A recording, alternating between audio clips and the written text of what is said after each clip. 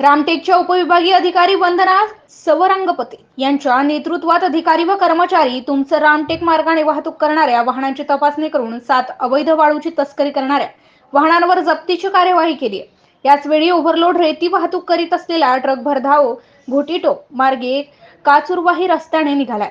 या वाहनाचा एसडीओ वंदना सवरंगपते यांनी आपल्या वाहनाने पाठलाग केलाय। मात्र मध्येच हिरव्या रंगाची नॅनो कार मध्ये झाली आणि त्यामधील एकाने एसडीओ यांच्या वाहनाजवळ येत हातोडा व अन्य साहित्य फेकून जीवघेणा हल्ला केलाय।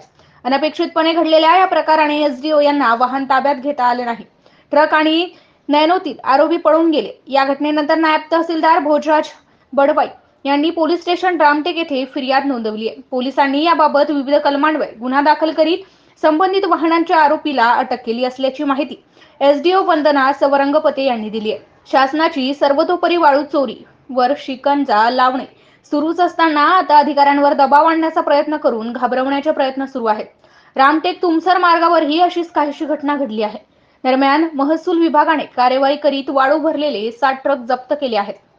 एमसीएन न्यूज मराठी करिता राकेश मर्जीवी, नागपुर।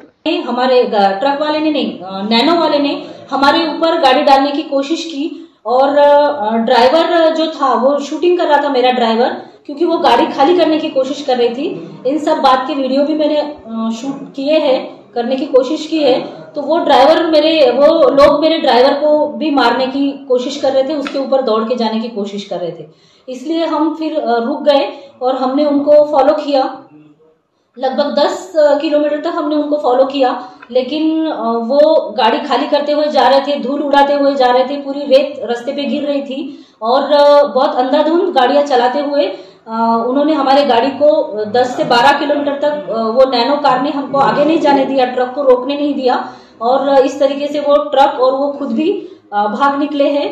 इस घटना में मैं और मेरी पूरी जो टीम है, हमने 8 व्हीकल्स जब्त किए हैं। उनकी इंक्वायरी और कार्रवाई उनकी चालू है और जो भाग निकले हैं उनके ऊपर हम रामटेक पुलिस स्टेशन में एफआईआर दाखिल कर रहे हैं।